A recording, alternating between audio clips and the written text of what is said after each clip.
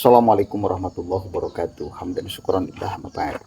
Sahabat manusia plural, saya hormati dan saya banggakan. Selamat pagi, sahabat-sahabat. Sambil santai di pagi hari ditemani secangkir teh buatan istri tercinta. Ada satu video yang paling menarik. Ya, Ketua Umum PBNU, Gus Yahya Khalil Stakuf.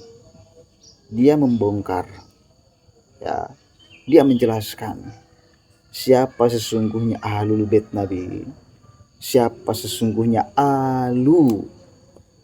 siapa sesungguhnya zurriyah Nabi Sallallahu Alaihi Wasallam. Dan ini secara tidak langsung membatalkan klaim bahwa habaib itu adalah ahlul bait Nabi.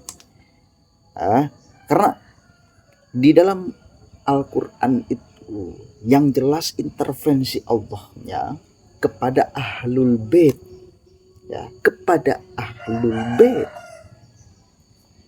Jadi ada ahlul bait, ada alun nabi, ada zurriyah nabi, gitu ya. Nah, para habaib ini termasuk kepada siapa? Apakah ahlul bait, apakah alun nabi, apakah zurriyah nabi? Dan ada satu lagi yang paling menarik. Dulu itu nggak ada istilah ini karena keturunan Nabi nggak boleh nikah sama orang Jawa. Ini karena keturunan Nabi nggak bisa nikah, nggak boleh nikah sama orang Sunda. Nggak ada, dulu itu nggak ada.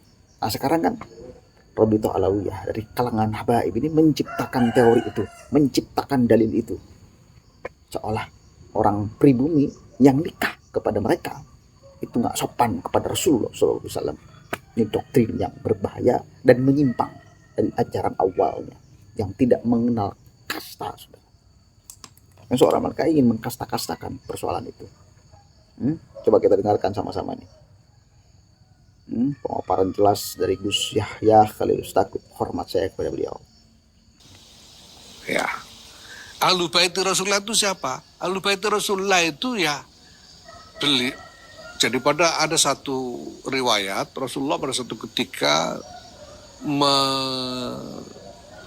melingkupi dengan selendang, ya, beliau bersama Sayyidina Ali, Siti Fatimah dan dua orang putra mereka Hasan dan Husain, dan Rasulullah mengatakan hadza ahlul baiti. Jadi ahlul bait Rasulullah yaitu Kanjeng Nabi sendiri, Sayyidina Ali, Sayyidatina Fatimah, Sayyidina Hasan dan Sayyidina Husain radhiyallahu anhum. Ada ahlu baiti Rasulullah, ada alu Rasulullah, ada dzurriyyatu Rasulullah, ada itratu Rasulullah. Jadi ulama Ahlussunnah itu kalau mau berguru itu tidak sembarangan. Guru itu nyari guru yang jelas sanadnya dan kemudian juga jelas baik akhlaknya.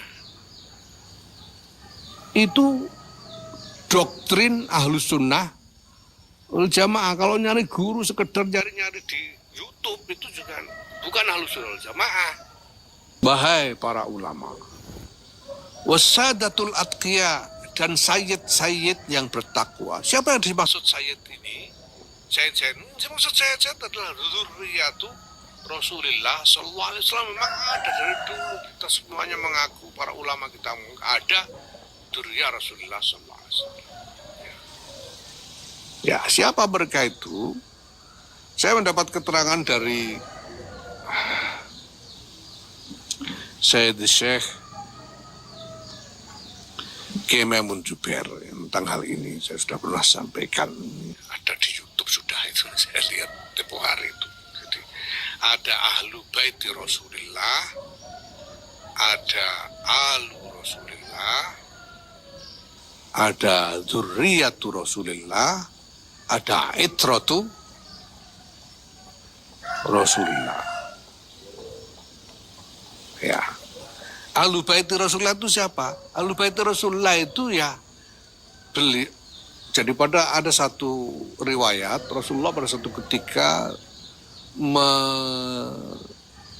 melingkupi dengan selendang,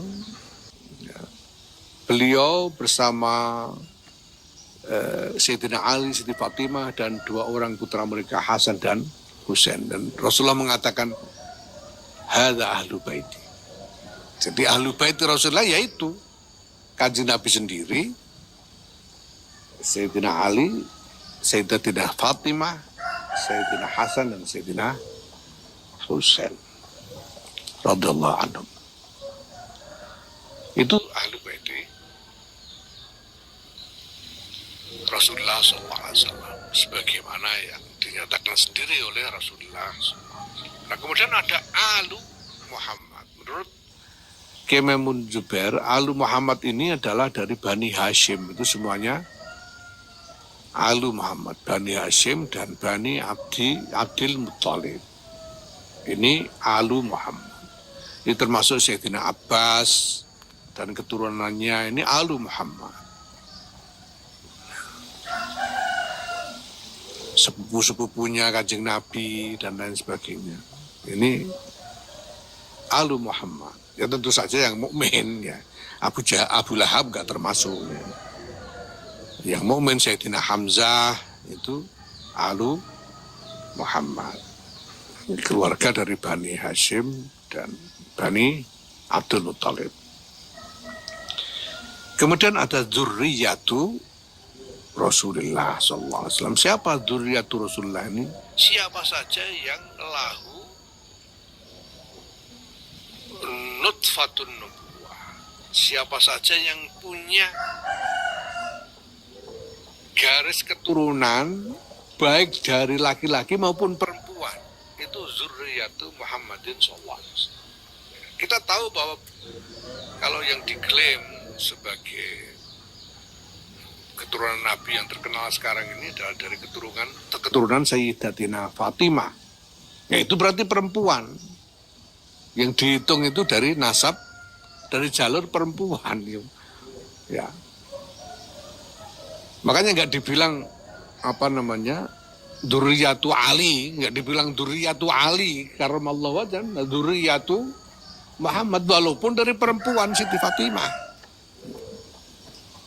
Dan putra Siti Fatimah yang kemudian punya keturunan itu bukan cuma Sayyidina Hasan dan Sayyidina Husain, ada yang lain, ada Ummu Kulsum dan lain-lain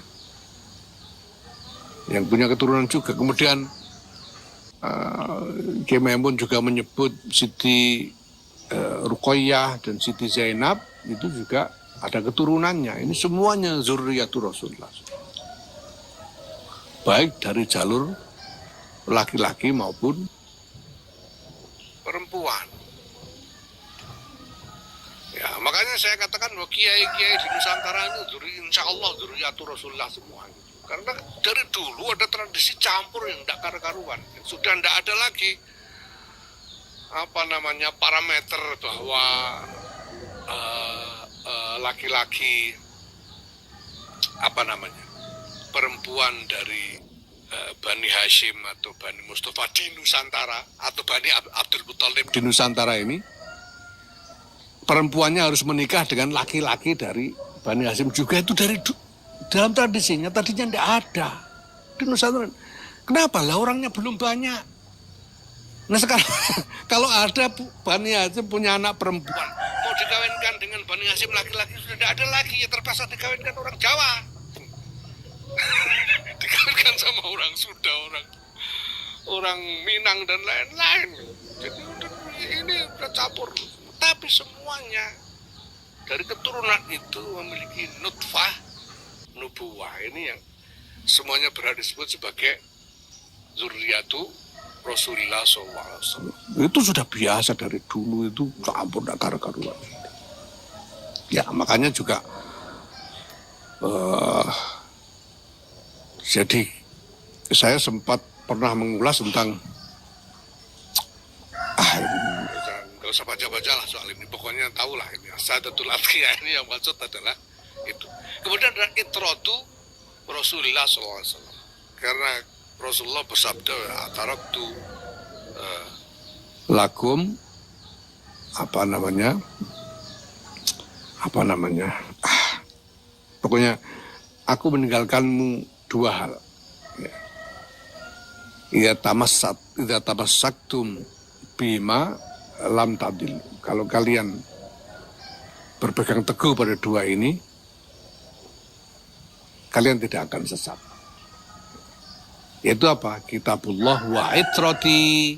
Rasulullah. Kitabullah wa itrati. Kitabullah Quran wa itrati, dan itrahku. Atau kama qala sallallahu alaihi wasallam. Nah, itrah ini menurut Kiai Maimun adalah keturunan Rasulullah yang dari generasi ke generasi ini alim semua. Sampai ke Sayyidina Ali karramallahu wajhahu ini sampai itu alim terus, nggak ada yang goblok, itu namanya itroh itu. Kalau dari generasi alim terus itu baru itroh. Kalau ada yang goblok, ada yang nggak karu-karuan, ya itu bukan itroh namanya. Yang dipegang itu yang itroh ini, yang alim terus dari generasi ke generasi. Ya maka di sini dikoyidi, ulamanya nggak dikoyidi, ayyuhal ulama, titik, nggak ada koyid. Tapi wasadatul atqiya, dan sayyid-sayyid yang bertakwa, dikoyidi dengan atqiya. Di sayyid yang nggak bertakwa nggak diajak, cuma yang takwa aja. Yang Oke, jelas ya.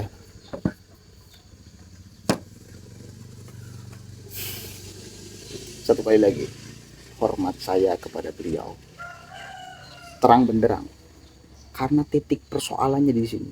Mereka ngeklaim sebagai ahlul bait Nabi yang tohur, ya, yang wayutahhirukum tathira,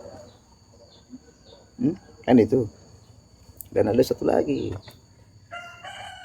Nabi Muhammad mewariskan dua, kitabullah wa itrah, ya, wa itrah. Itrah itu keturunan Nabi yang alim, yang baik-baik. Kalau yang goblok jangan ikuti. Artinya apa?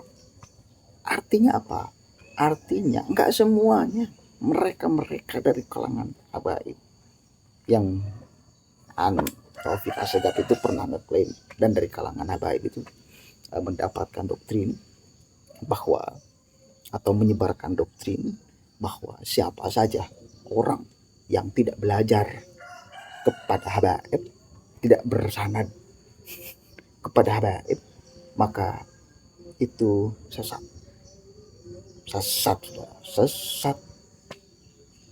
Dan sampai menyampaikan doktrin kepada masyarakat, siapa saja orang yang berani mengkritik habaib, ya, menegur habib, sama dengan iblis. Apa ini? Ini doktrin yang mesti dipatahkan. Gak bisa. Mereka ngeklaim sebagai manusia suci, seolah-olah yang itrah, seolah-olah yang maksum, padahal nggak maksum. Mereka sama seperti kita, berpotensi melakukan salah dan dosa, saudara. Dengan kita mendengarkan Gus Yahya Khalil, itu menjadi harusnya clear persoalan bahwa ahlul bait Nabi itu bukan habaib, bahwa mereka sekarang sudah tidak lagi bisa ngeklaim sebagai manusia suci, bahwa masyarakat itu sekarang sah-sah saja bila mengkritik mereka bukan manusia suci, berpotensi melakukan salah juga, ya, dan bila salah ya mesti tegur dong, mesti diingatkan dong.